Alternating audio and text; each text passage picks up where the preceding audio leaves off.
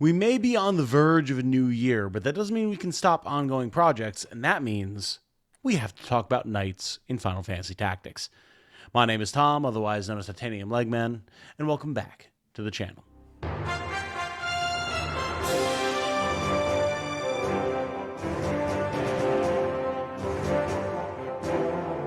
Hello everyone. If you enjoy what I do, including my coverage of jobs in games like Final Fantasy Tactics or discussion of strategy RPGs in general, then a like on this video and a subscription to the channel would be very much appreciated. Thank you so much. So, in our ongoing series where we discuss the jobs of Final Fantasy Tactics and how we would fix them, tweak them, improve them, upgrade them, otherwise make them better in the inevitable, I hope, Final Fantasy Tactics Reborn, it is time to discuss knights. Previously, we talked about squires and chemists, and as the natural progression in melee-focused classes in FFT, knight seems like the logical choice to discuss next. Now, knight is a very interesting job, as it does have very good stats and decent equipment choices, but its abilities leave a lot to be desired. So that's going to be the thing that we focus on today. Unfortunately, we have a lot of material to draw from in terms of other strategy RPGs and what they do with equivalent knight-type classes, but I want to make sure that we keep things fairly well balanced and themed for FFT, but I do have some ideas on how we can do just that. As always, we're going to be doing a general overview of the class, then a discussion of its equipment choices, its abilities, and what we would do to make it better in FFT Reborn. You can see timestamps for all of those sections on the screen currently and in the bar down below. So, what is the goal of Knight? Knight is your first major powerhouse job that can have a lot of HP due to its heavy plate armor, while also being able to deal very solid damage, block attacks, and cripple the enemy. It's an all-around very strong class that I think a lot of people are happy to take onto the endgame, and that you're going to see in a lot of battles from essentially Chapter 1 on to the end of the game in FFT. It also has one of the coolest designs, in my opinion, in FFT, so that definitely helps its usability. And it's overall one of the things that people think about the most often when they do think about this game. So what is the goal with a knight? Ideally, you want a knight to be on the front line of the battlefield, using their sword to deal damage, their shield to block incoming attacks, their plate armor to absorb damage that would otherwise cripple weaker, more fragile units, and their abilities to either take out critical pieces of enemy equipment or neuter their most important stats. Magic in the case of mages, attack in the case of any sort of physical attacker, really, MP for anything that's planning to cast spells, and in general, speed for literally everything, because if you can't get a turn, you can't do things, can you? This is where the knight is most interesting in terms of discussion, because its break skills, while useful, can also be very limited. And while we have seen a bit of a buff for knight in War of the Lions due to the way that they changed some things with the break skill, it's overall a very limiting job skill, and I would like to see some other options available to it to make the knight's role as an overall tank and damage absorbing unit be a little bit more feasible for it. Now, normally this section talking about what the job wants to do is a little bit longer, but realistically, that's pretty much as simple as it gets for Knight. Like, there's a lot of things you can do with it. It's a very versatile job in terms of building out a multi-class, but for what it does on its own, you hit things with your sword, you block some attacks, you try and neutralize enemy stats and equipment. That's about as far as it goes. Now, what is nice is you do get a lot of support abilities that can add some interesting functionality to other jobs if you choose to use them. For example, you get the counter skill parry that allows you to just utilize the parry stat of any weapon that you have equipped, which can actually make a lot of different jobs very tanky. I've recently been experimenting with a kind of block tank black mage build, which I know sounds like the weirdest thing in the world, but consider rods have a decent parry skill. You can use the equip shield skill that we're going to talk about in a second to give a black mage a shield, and then you can give them a cloak like the magic cloak that gives them a boost to their magic attack and also allows them to evade, and suddenly your black mage is a lot harder to take down using any sort of physical attack or even in some cases magical attacks than you would ever expect. And that largely comes from the abilities of the knight. So it's a nice job in terms of skills that you can give to other classes, but I'd like to round out what it's able to do on its own as a dedicated job. As far as gear is concerned, knights use some of the better gear in the game, but also some of the worst gear in the game in terms of what you can get by end game. So swords and shields are extremely strong. Swords have a lot of different stats that they're able to buff, both physically and magically, but they also have a lot of different elements that they're able to utilize in terms of lightning, fire, ice, etc., which can have some very nice damage bonuses against certain targets, or weird synergies where you can have maybe an ally that absorbs ice, and then you have an ice brand sword that will then deal ice damage to that ally, healing them with a basic attack. That can definitely be useful. And then of course having a shield is great because shields have a lot of different elemental absorption abilities, as well as different stats that they boost, and the ability to just outright nullify an attack on a target. So it's a very nice array of equipment in that regard. On the flip side, knights are the most prone to using physical armor and plate armor, which will give you huge boosts to your HP, but as you get further into the game, especially into the end game, not going to have as many different bonus effects as you would expect from things like clothes and robes. For example, one of the best pieces of plate mail that you can equip is the mirror mail, and while it does give you a huge boost to your HP, it also forcibly applies the reflect skill for the entire battle. And on its face, you might think, well, that's great. I would love for my knight to be able to just reflect magic back at the enemy if they try to target them with it. But this also means that any spells that you're going to try to use on your knight to benefit them, including healing and buffs, will also be reflected. So it's a little bit of an annoying factor. Combine that with the idea that a lot of clothes give boosts to physical attack, magical attack, dodge rate, elemental resistances, etc. that plate mail just doesn't have in FFT, and it can be a little bit inhibiting. Like, HP is great, but you only need so much before other benefits wind up becoming more influential. Finally, while the growth rates of Knight are pretty strong, especially in terms of HP and physical attack, you generally don't have great base stats. Things like move, where you're at 3 before any sorts of buffs, and like, yeah, you've got HP, but a lot of your other stats just aren't really going to do a lot for you, and it forces any character that's really leaning into the knight vibe to be in a pretty locked in play style, which is unfortunate. As far as the job's abilities are concerned, this is where things could really use a lot of improvement, as the Knight class uses the Arts of War, or the Break ability set. And what this allows you to do is it allows you to break targeted enemy armor, or target the enemy, or, I mean, technically speaking, an ally, which is something we'll talk about, but target a target's stats. Things like their physical attack, their magical attack, their speed, different things like that. And on its face, this is pretty nice, right? Like, you have a priority target, and you want to be able to run up and break their shields so they can't block attacks, or break their sword or their weapons so that they can't deal physical damage to you, or potentially use their particular class skills. Maybe they have a really highly buffed physical piece of armor that's going to give them a ton of HP, so you can just neutralize that. Or maybe they're just a scary target in general, like a big powerful monk, and you want to be able to neutralize how much physical attack they have or how much speed they have. Cool. Sounds great. And it is actually decently useful in the early game, until you consider one very important factor. HP counters everything.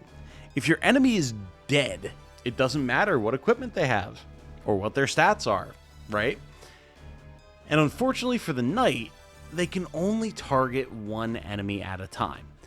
So if there's a particular high priority target that you really want to neutralize some of the equipment of, or the stats of, with your knight, you'd probably be better off just taking them out, just downing them, and suddenly all of that gear and all of those stats they have don't matter anymore. And in the environment that is the combat sandbox of FFT, there's almost never a target that you desperately need to neutralize in that way using Knight, when you could just blow them up with direct damage. Now, of course, there's going to be situations where people say, like, oh, well, there's Divine Knights that can use their sword to break your gear, or there's high power bosses that have a lot of really strong gear, and you want to be able to kind of nerf them before you try to deal damage to them. But that's the nature of damage dealing in FFT, as well as certain bosses in FFT, where you either would just statistically be better off dealing more HP damage to them with every turn that you have, or they might not have any equipment to neutralize, or stats that are really worth trying to reduce in case of things like the Lucavi, or bosses that you just literally can't destroy their equipment because they have Safeguard. Combine that with the fact that a lot of the highest priority bosses in the later game, where you would maybe want to destroy their gear, you're better off just stealing their gear for your own use so that you can use it for yourself. Think of Meliadul and her accessories and her weapons, for example. Like, there's stuff that would be much better off in your hands rather than just destroyed. So that's another place where Knight winds up really falling off, when their overall utility could be really good, but the game's balance doesn't really accommodate for it. Now, does that mean that I would like to see these abilities removed? No, not at all. And that's what we're going to talk about as we get into the abilities section here and what I would like to fix. But I think that the Knight has a very interesting niche to fill, especially when you consider how its abilities can synergize with other weapon types, like things like Archer that have crossbows and bows that can use those break skills. That could be really cool. But as a job, I think Knight needs a little bit more utility to really elevate it to the highest levels that I think it can achieve. So with the overall role and functionality of Knight in FFT being here described, what is that I would recommend be changed to better fill out the role and make it a more functional, capable job in its own right, not just stealing its skills to use on other jobs? Because I do really feel that, unlike other early jobs, Knight can absolutely stand on its own right. It is a job that you can comfortably take into the late game if you want. It just doesn't have the same punch as some of the other late game jobs do. Well, we're going to focus on three major things here. First of all, what can we add to the break skills to make them feel a little bit more worth using, given what we talked about HP damage being king in most scenarios? Then, how can we add maybe, I don't know, some better defensive skills to the job in some form or function, maybe as active skills, as passive skills, or in some other way, provide a way for Knights to be a better frontline tank when it's very possible that enemies can just run around you and go beat up your squishy backline or shoot at them. Finally, I want to talk about how we can have some sort of a move skill for the job, because as I think about the jobs in FFT more, it really feels like there's no reason that any job should have zero options in a particular type of skill to learn. Obviously, there's going to be active skills, but every job should in some form or fashion have a counter skill, at least one, if not more, passive skills, and then a movement skill, just to give it a little bit more identity. So going through in order, let's talk about our active skills, in particular starting with the break skills. Now, as they currently exist, I think the break equipment skills are fine. There are going to be scenarios where you might want to try to break a particular piece of gear on an enemy. It's not going to be the most common thing for you, but, I mean, maybe there's an enemy that has a really nasty shield that's making it very hard to get physical damage on them. You're going to want to try and break that. Maybe they do have a particularly nasty weapon or are reliant on their weapon in some way. Then you can break that. Helms and armor are less likely to be used, but I can see situations where maybe a piece of armor has an elemental resistance or even absorbs a certain type of element that your primary magical damage user is going to have a hard time getting around, right? Maybe they've got a Gaia robe and you want to be able to deal holy damage, or maybe they have something else along those lines that's going to make it harder to deal damage of a certain type. Then you can try and destroy that. At least the option is there, right? And I don't think it needs anything more than that, because of the fact that destroying any piece of gear other than a shield is going to wind up bringing down the HP total of the enemy. So it's like you have effectively dealt damage to them, even if it's oftentimes overall better to just deal that direct damage to them. It is still damage. Now, where you don't have that benefit is with the break stats set of the skills. Break speed, break attack, break MP, break magic. And this is where I think we could have an interesting change. Much like how the break skills were changed in War of the Lions with the equipment breaking skills to deal damage to the enemy, and in fact bonus damage to the enemy if you're trying to break a slot that doesn't actually have a piece of gear in it, I feel like we could have the break stat skills also deal damage to the enemy. Because think about it. If you're breaking someone's speed stat, what does that actually look like functionally? Stabbing them in the leg? Slicing their Achilles tendon? Like, doing something not good to them with a sword, right? And whatever specific effect you're having, it's also probably not going to be great for their health. Same thing for break power. Like, what are you, like, lopping off a hand? At the very least, cutting deep into a bicep? Like, that's going to hurt, and it's going to make the overall HP of a unit go down. You could maybe make an argument like, oh, what does break magic or break MP look like? But I don't know, maybe it's like a chakra-based system. You break up the holy sanctity of the body, and that makes it harder to channel your divine magics. I don't know, whatever you want to come up with. But I think the break stat skills, specifically, should deal some damage. Now, probably not as much damage as a normal attack, because otherwise you would literally never want to use a normal attack once you have a relevant break skill. But maybe 75%, even 50% damage would still make it more enticing to use as a potential option because you don't feel like you're just missing out on the damage that you could be doing. So I think that's a very easy change to make. Tweak the numbers however you want to balance it, sure, to make those particular skills more enticing. Now, next up, rather than just modifying existing skills, this is where I think we could probably add some new skills to the Knight. And I'm going to be drawing very heavy inspiration from the Tactics Advance games, specifically Soldier, Paladin, and the Banga class Defender.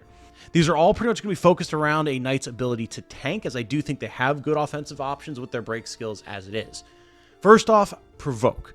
The Provoke skill from Soldier in FFTA is a very nice option to force a duel, essentially, and keep a priority target from just circumnavigating your Knight to go beat up other squishy targets. Either squishy allies on the front line, like, say, potentially a Samurai, or a Ninja, or a Geomancer, or from just going behind you entirely and going after your mages, archers, chemists, etc. By having the Provoke skill, even if it's just a single target ability, you can pick out the biggest, scariest physical threat and say, all right, time for you to fight my big, scary physical threat. And given a Knight's penchant towards being able to parry and block a lot of physical attacks with shields, the parry skill, especially if you give them like a cloak of some kind, that could be a really adept slot for them and make the class have a lot more functionality throughout the entirety of the game. To complement that, we can look at things from the Paladin class in FFTA, such as the Defend skill. You know, we have things like Focus in Squire. Why not the ability to use a defensive skill that temporarily, or for the whole battle, buffs your defensive stats? Now, this is kind of an awkward one to try to do in FFT as it exists, since defensive stats don't really exist. It's all just dependent on how much HP you have and like what the opponent's physical stats are and how your Zodiac interacts. But I'm not planning to like reimagine any of those systems. It's certainly not something that I would want to see change. It's part of FFT's identity. So instead, maybe you can have something like a temporary protect that is put on your character. Maybe that's what Knight can do. Maybe you burn some MP to make it a little differentiated, and then you get protect on your Knight, right? It only lasts for a few turns, just like a normal protect cast would, but it gives you the ability to use your MP pool for something, which is definitely nice, and then buff your Knight's defensive stats, which is definitely a core part of the job's identity, at least as far as I'm concerned. Finally, I want to talk about Defender and its Aura skill. This one is very powerful, and I definitely think it should have an MP cost similar to this potential like self-cast Protect, because in FFTA, it immediately applies regen and re-raise to the Defender. And in that game where there's much higher damage output a lot of times and things can get a little wonky with terrain and whatnot, it's fair to have that level of power just on command as a free cast for no MP. But in FFT, it's either something that I feel like should probably be charged or something that costs a pretty hefty amount of MP. So without investing into MP, you can potentially only use it like once and maybe still need to invest in having certain MP buffing gear like robes to make really good use of it. However, it would again emphasize the Knight's ability to really lean into that defensive aspect, which I think is so vital for the job. I was also tossing around the idea of giving what is essentially just some sort of Rampart aura effect, and for those of you who are not familiar, This is an ability that knights have in Tactics Ogre, where they actually get a buff that makes it impossible without like a certain skill for enemies to pass through the tiles that are adjacent to and in front of that knight in one move. Like they can move onto one of those tiles and then they have to make their next move on their next turn to finish moving through it. And it allows you to create really good bottlenecks and really throttle where the enemy is able to go and prevent them from getting to your backline. However, I don't really think it's in the vein of what FFT does to have that type of terrain manipulation in that way. And also it would literally just be like a straight ripoff from Tactics Ogre, which, like, yeah, same devs, same style of game, but like I'd like to keep those identities separate. What I would like to see, though, would be the potential for a knight to jump in the way of an ally as they're getting attacked, kind of as like a get down, Mr. President. And we mentioned this in Squire as well in that video, where the Squire could potentially do that, like throw themselves in the like attack range of an enemy who's about to strike down their friend, like that big tragic moment, right? And then they take the HP damage instead. But as a knight, maybe now you're better trained. You have a shield, you have armor. You can impose yourself between the enemy and your ally and potentially even get the benefit of your block. That would make leaning into things like heavy shields, parry, cloaks even more effective, because you could then take those defensive stats and implicitly grant it to your ally. Now, if this would come in the form of an active skill or maybe a really cool passive skill that only knights can have, maybe not even one that you can learn, it is exclusive to the knight job, I think that could be really cool. It might get a little broken. It would probably need some tweaks, but I do think it would be a nice way to reward you for really leaning into the defensive side of the job. Finally, as far as a movement skill is concerned, this is where things get a little bit more difficult, because you think about it like, okay, well, what would benefit a knight, right? Maybe like passive HP regeneration as you move. Well, Monk has that, or maybe some sort of ability to move farther or faster, but like their heavy armor knights and other jobs already have that. But then I had a thought. What if you could put in your movability slot the benefits of terrain? Think about something like Fire Emblem, right? Where different types of tiles give you different evade and defense buffs. What if you could have different types of terrain, maybe only like 2 or 3 categories to encompass large swaths of different types of terrain in FFT, but by having this movement skill, by sacrificing things like move +1, move +2, HP and mana regen, etc., you can get a defensive buff that will add to some sort of dodge chance, one of the 3 different types, whatever you might want to think about. That could be a really fun thing. Call it like sure footing or something. Because a knight is a highly, highly trained physical duelist. And as such, they're going to know how to navigate different types of terrain and keep their footing to maximize their own martial advantage. Lean into that. Make that something that you can teach your unit how to do to make it even harder to hit them. Now, this would probably only work against physical attacks, so you'd still have a big weakness in terms of magic. I think that'd be a good way to balance it. But as a trade-off for not just plugging whatever the highest level move plus skill you have in for your melee physical class, it could give you another option to lean into their tankiness and really make stacking all those different types of block and dodge all the more efficient for you. I think it could be a really cool idea, and it would be a nice option to give to other jobs that maybe don't have as many defensive options like mages, to still give them something if you're not planning on having them zip around the battlefield and still want them to have some sort of defensive benefit. Because that's obviously the big thing with FFT, right? You want the skills that you can equip with your jobs to potentially be applicable to many other jobs outside of the one that you learn it on. That's how you can build interesting characters. That's how you can kind of put together your own custom classes and jobs in a way. So having that be something that would be good not only for the knight, but other jobs you would then potentially build into, or give you something that you would kind of want to dip into knight to get, like its support abilities, I think could be an absolute ton of fun and an interesting direction to take move skills in. At the end of the day, I think if you were able to add some of those suggestions, you would really make knight a more viable job overall for the role that it wants to fill.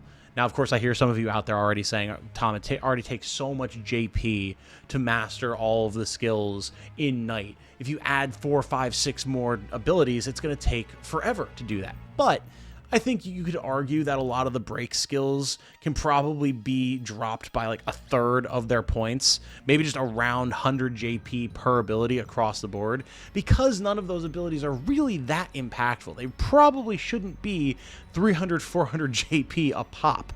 So I think you could reduce that JP across the board for all the existing abilities and then kind of redistribute it into the other abilities so you have more options on what you can learn and make the class feel more diverse. That's something we're going to be talking about with Archer as well, because like some of these jobs are very limited in what they're able to do with their class abilities, even if they are generally decently powerful. So those are my suggestions on how you could fix Knight in a potential either, I guess, fan mod or official Reborn style FFT if it ever winds up coming out. We continue to pray.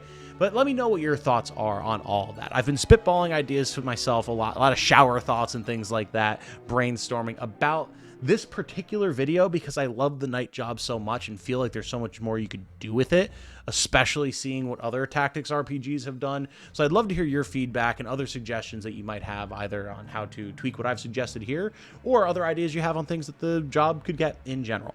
With that said, I'm going to start wrapping this one up here. I have been Tom, otherwise known as Titanium Legman. I'm very much enjoying this Fixing All the Jobs series for FFT. We will be continuing to do so into the new year until we have covered all of them. And hopefully by the time we're done with that, we'll finally have an official announcement about the damn remake, right? Also, thank you, of course, to all of the channel sponsors, everyone's name scrolling by on the right side of the screen right now. They are the ones who directly support the channel through Patreon and YouTube memberships, make it so much easier to continue to make this channel possible and make videos like this possible. So if you're feeling generous after the holiday season, you can check out the links to both my memberships and my Patreon in the description below. I'm hoping to get the Patreon really revamped, and by extension, some of the tiers of the YouTube memberships revamped for 2025 as well, as I feel like there's a lot more that I can do with them now that I have more knowledge and experience in the YouTube space than what I initially set them up to be. So look forward to that. Give me any suggestions you have about that as well, please, either here or in the Discord. It would be very much appreciated. With all of that said, though, I do very much hope that you all have a good night. Stay safe and healthy out there. And remember, be good to each other, everybody. Bye now.